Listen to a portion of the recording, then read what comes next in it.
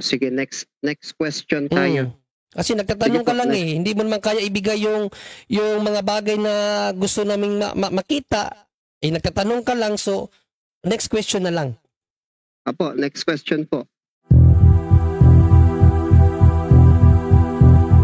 Dahil sa katotohanan ng ipinapangaral ng Santa Iglesia Katolika na hindi maitanggi ng mga protestante sa lungatang aral at bahayag ng mga pastor,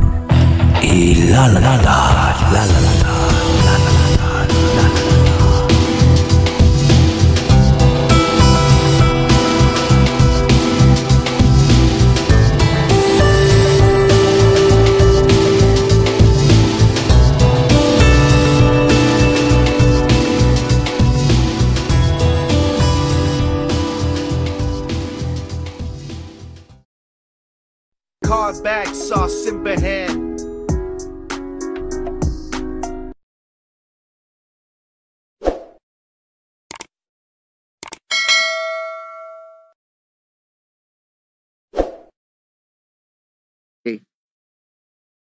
Sa John chapter 17 or sa John chapter 20 verse 17, itinuro po ni Kristo doon ang tunay na Diyos. John Ang 20, Apo, John chapter 20 verse 17. Okay, sige. Apo. Itinuro po ni Kristo doon ang tunay na Diyos. Ang katanungan ko po, naiintindihan niyo po ba ang kinikilala ninyong Diyos Anak sa John chapter 20 verse 17 and even the whole Bible na pagtuturo niya? Okay. Yung ang tanong mo, nakikilala ba namin, nauunawaan ba namin ang kinikilala naming Diyos ayon sa John 20:17 at sa whole Bible? Ulitin ko po para mas Sige, para maklaro. Construct po. Sige. Sa John chapter 20 verse 17, itinuro po ni Kristo doon ang tunay na Diyos. Ngayon ang aking katanungan, nauunawaan niyo po ba ang inyong kinikilalang Diyos Anak sa kanyang pagtuturo, including John 20 verse 17 and even the whole Bible? Nauunawaan niyo po ba ang inyong kinikilalang Diyos Anak sa kanyang pagtuturo? Nauunawaan ba namin ang kinikilala naming Diyos Anak? Yes, bro, Julito, actually nalito ako sa tanong mo. I-simplify mo, bro. I-simplify mo yung madaling ma-catch up na tanong kasi parang ano siya tawag dito, komplikado yung tanong mo eh. I-simplify mo para madali masagot natin ng simple din. Basahin muna natin yung John 20:17 tapos dito ka kumuha ng tanong kasi ito yung binigay mo na talata eh. Basahin muna natin ha. Para specific yung tanong mo ayon sa talata na binigay mo. Basahin muna natin. Sinabi sa kanya ni Jesus, "Huwag mo akong hipuin, sapagkat hindi pa ako nakaakyat sa Ama, ngunit pumaroon ka sa aking mga kapatid, at sabihin mo sa kanila, aakyat ako sa aking Ama, at inyong Ama, at aking Diyos, at inyong Diyos." So ano ang tanong mo dito, bro? Sa talatang iyan, mga kuya, especially kay sa iyo, Bro John Ray, nagturo po ang Panginoong Jesucristo tungkol sa tunay na Diyos. Ang aking katanungan ay tungkol po sa inyong Diyos Anak na kinikilala. Ay Kristo? Yes. Okay. Nauunawaan niyo po ba ang pagtuturo ng inyong Diyos Anak, especially sa talatang yan and even the whole Bible po? Okay. Yes.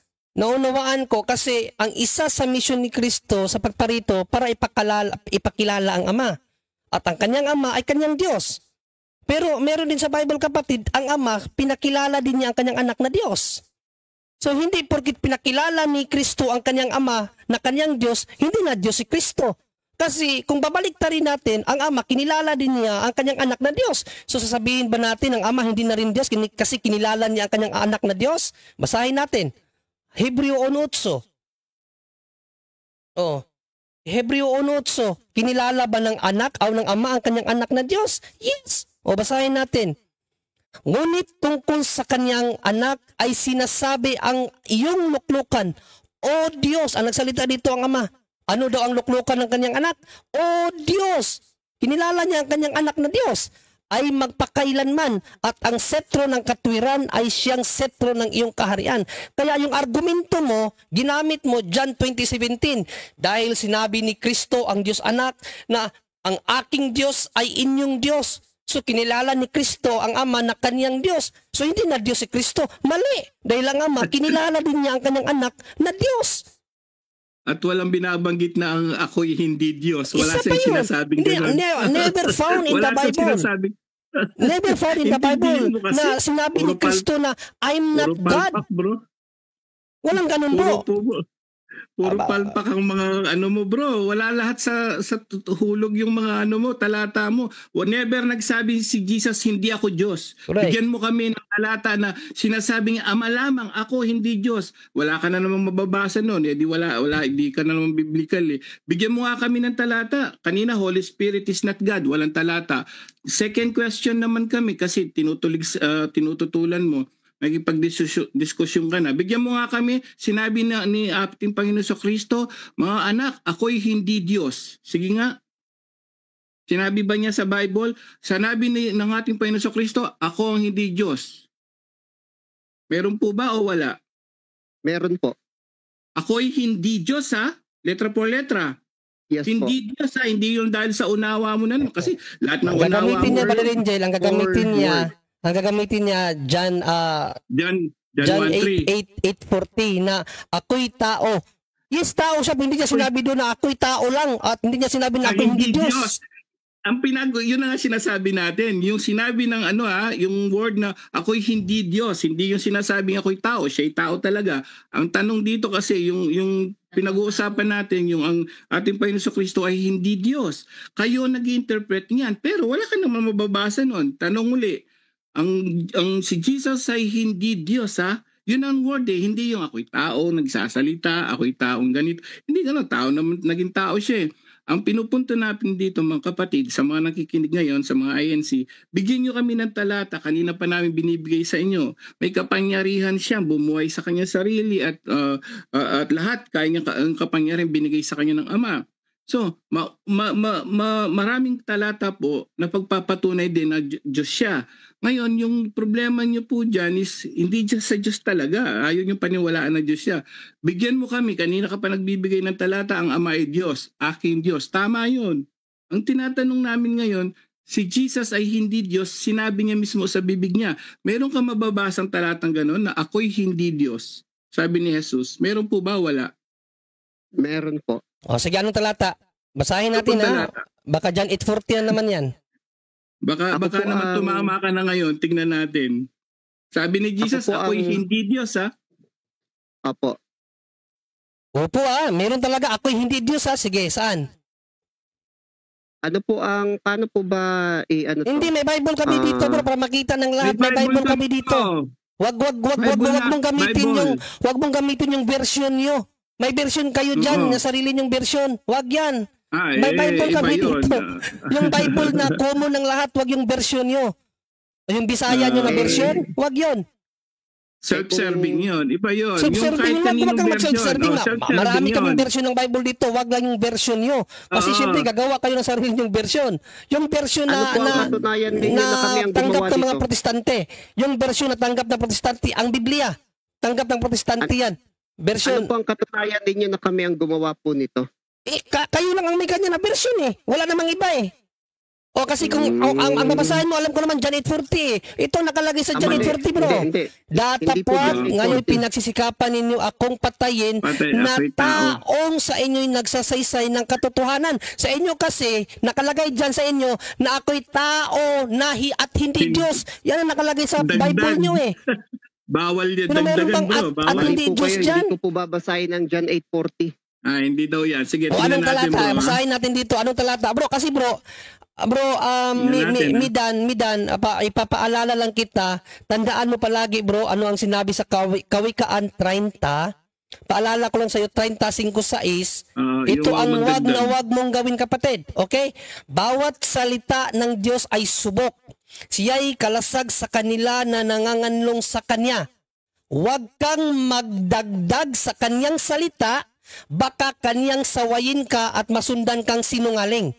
Ipakita mo yung talata mo na sinabi mong may sinabi hindi Diyos si Kristo na hindi yung version nyo. Kasi pag may napakita ka na version na original na hindi galing sa inyong gawa-gawa, no, na talagang hindi Diyos si Kristo, sinungaling ka pag wala kang mapakita na hindi Diyos si Kristo ayon sa salin na common sa lahat yung hindi galing sa inyo. Sige, anong talata? Basahin natin dito. Marami kaming Bible dito na may pakita.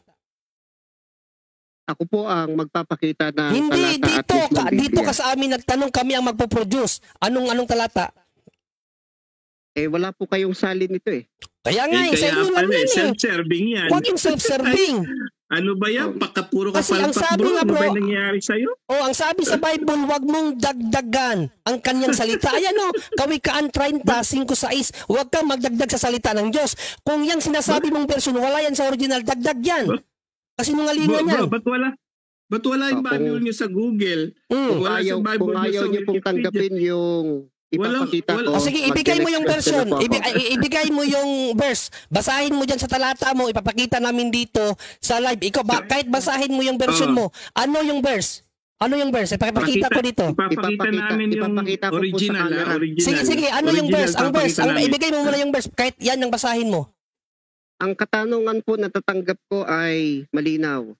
Kung may mababasa ba sa Biblia, Yes, yung common Bible na ginagamit ng lahat, hindi yung sarili ng Bible. Huwag yung version nyo kasi dagdag ngayon. Bawal sa Bible ang dagdag. Kawikaan 30:5, bawal ang dagdag, bro. So wag tayo wala magdagdag. po kayong katunayan na version namin to. O kaya nga, ipakita mo yung talata, kahit basahin mo dyan, ipapakita ko dito sa live. Anong verse yung sinasabi mo? Anong verse? Bro, kung legit wala po yan. kayong ganitong translation eh. May 1921 po ba kayo na Cebuano? Anong version? Meron Bro, po ba kayo? wala akong pakialam kung anong taon yan. Ang verse ang hinahanap ko. Kasi kahit iba-ibang version, kahit ano-anong taon pa yan, iisa lang ang salita ng Diyos. O hindi, marami. Ang salita ng Diyos, iisa lang. Ang version, madami. Kahit anong taon, walang problema. Ibigay mo sa akin yung talata para makita namin dito kung sinabi ba talaga na wala o hindi Diyos si Kristo. Ibigay mo yung talata. Anong talata? Wala po kayong translation nito. Kahit na walang Ako po ang translation, magpapakita. ibigay mo yung talata ang hinahanap ko. Talata, ibigay mo yung talata. Basahin mo dyan sa translation mo. Wala kaming problema, ibigay mo yung talata. Halatang hindi Lucas legit. 24:39. Sagli lang ba sa din 19 dyan? Iano mo natin para hindi magkagulo. Ibigay mo yung talata, bro, Medan. Lucas 24:39. Lucas Sa 24:39. sa 1921 na originated from 1611 Lucas 24:39. 39. Ang bubuksan ko, bro, hindi man ang version, ang Greek talaga. Ang mismong Greek ko ang bubuksan ko para walang daya. Original Lucas. Greek. Marunong po kayo magbasa ng Greek, kuya? Mayroon ng interlinear, bro. Marami ng scholar hindi mo na kinakailangan magpakahiro pa kasi may mga scholar na nagpaliwanag diyan. English, basahin natin sa Greek. Sige nga po. Padinig ako Kung ng- meron, sige, basahin mo lang yun at ipapakita ko dito sa Greek kung meron bang sinasabi. Brother Yes, Ray. Brother Wendell. Yung version na binabasa nila, Sa kanila sa galing. cover diyan, ang version na yan ay galing sa 1611 King James Version. Galing pala 1611. Wala namang nakasulat sa 1611. Oh. Pero sige lang, Brother Wendell, ipakita Gawa-gawa natin ang lang Greek. niya. Pakita lang nila. Ipakita natin ang Greek. Sige, basahin mo na dyan, brother, at ipapakita ko dito yung Greek kung meron ba. Sige, ayan, nakalabas na yung Greek. Basahin mo. 24:39 ng Luke. Ayan 24:39 ng Luke. Ayan. Ang 24:39 ng Luke, ayan na yung Greek ko. Ito yung Greek at ito na yung English. May ito na yung translation niya. Sige, basahin mo at babasahin namin dito na mayroon bang nilagay dito sa original na hindi Diyos si Kristo. Sige, basahin mo.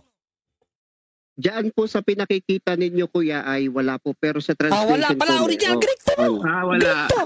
Wala sa original So wala na pala Greek. dito. Ano ang sabi sa Bible? Huwag kang magdadagdag. Wag dagdagan ang aking salita. Baka kanyang sasawayin ka at masunduan kang sinungaling. Kasi dito tayo sa... yes, Brother Wendell. Ipabasa muna ang kanilang salin dahil sa cover diyan pinakita na natin yung cover. Galing umano yan sa salin sa 1611. Sige, King pakita James natin. Version. Sige, pakita mo, bro. Ipabasa muna nila. Basahin mo muna, bro. At ipakita mo yung cover. Sige nga, pakita mo yung cover. Bro, Medan. Ito po, papakita ko po. Sige, sige. Ba mag-open? Kanina, na-open mo na kaganina eh. Oo nga eh.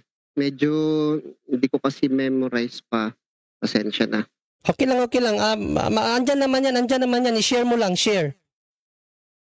Ayan. Ayan, ito na po. Saan yung cover muna? Yung cover muna. Pakita mo muna yung cover. Sa cover po niya, ganito lang po siyang itsura, ang Biblia, tapos Cebuano. Cebuano.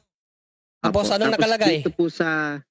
Dito po, ayan. Sige, basahin mo. Ipakita mo yung ipakita mo. Wait lang po at medyo mahirap hawakan pagsabayin. So dito po sa Lucas. Ito po. Wait lang kuya ha. Sige.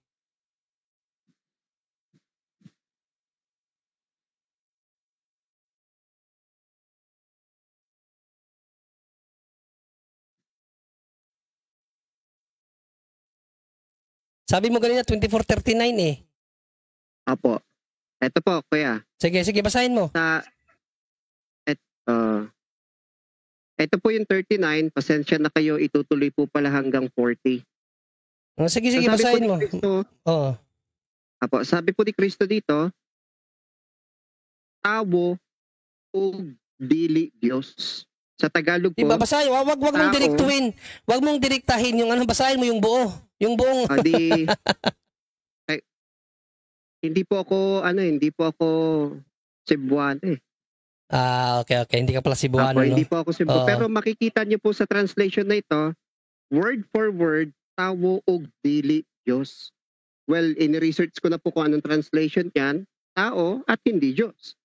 Alam mo bro, sa 29 po, sa 24:39 kasi bro ng Lucas, sa 24:39-40 ng Lucas, wala yang sinasabi mo na tao na hindi Diyos, no? Basahin lang ko lang sa Tagalog Hindi ko alam kung bakit. Ang alam ko ang alam namin na ginagamit yung na Bible na may nakalagay tao at hindi Diyos, yung John 8:40, hindi Luke. But nakakagulo yung bakit nilagay mo sa Luke.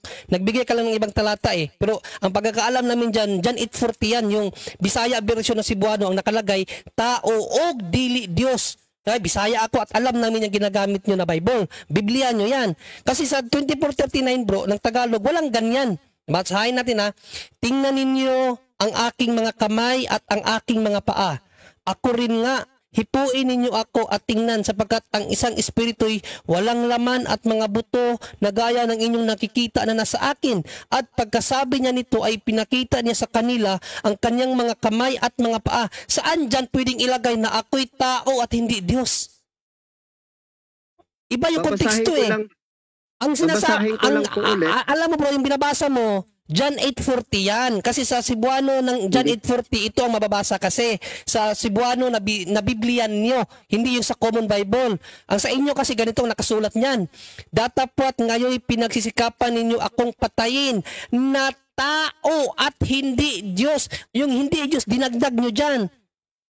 Sa John 8:40 hindi sa 24:39. Hindi sa Luke 24:39 kasi kung babasahin mo kasi yung context ng Luke 24:39 bro. Po, nakikita niyo po sa screen eh. Lucas 24:39 down to 40. Ayan po.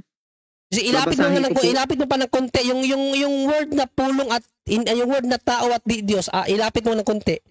Makita ba naman hindi yung term na yung term na 24:39. Lilinawin ko. Lucas 24 chapter 24. Dito po tayo sa 39 down to 40. Verse 40. Basahin mo. Ito po yung sige, babasahin ko po. Tanawa, pagpasensyaan nyo na po, hindi po ako Cebuano pinagpapauna ko na po. Sige. Tanawa ang akong mga kamot ug ang akong mga tili. Tili ba yan? Nga ako gayud hini kupti ako ang tanawa kay ang Dios espiritu walay unod ug mga bukog dili ingon sa gitan-aw ninyo nga ako aduna. Sa verse 40. 40. Apo. Ug sa nakapamuklong niya niini iyong gipakita kanila ang iyong mga kamot ug mga dili ba? Tiil. Siya, tiil. Siya, tawo ug dili Diyos. Ito po ang nakasulat. Ba't parang erasure yan? hindi po kami nagkakaroon ng sariling translation, mga kuya. Sige. Pero ano na po natin yan. Yes, kasi ano nga, version nyo kasi yan. Pero again, mag-i-stick kami sa Greek. Tayo natin sa Greek kung meron bang I am man and not God. Basahin natin sa Greek para makita natin yung original. Kasi version yan, pwede, kahit sino pwedeng magawa ng version eh. Ito yung Luke 24, nakita nyo? Luke 24, tapos 39 to 40. Basahin natin sa Greek. Ito na yung translation sa English. Ito yung Greek, Ito yung Greek. Kasi sa Bible, malinaw, wag dagdagan ang Biblia. No? So, hindi natin pwedeng dagdagan yan. See the hands of me and the feet of me, that I am He, touch me and see, for a spirit, flesh, and bones, not has as me, you see, having. So ito yung 39. Sa 40, sa 40. Sa 40. Basahin natin sa 40. Yan. So 24:40, ito ang ating mababasa. I-highlights ko na lang. Yan. Okay, so makita nyo. And this having said, he showed to them the hands and the feet. Period. Nasaan dyan ng I'm not God?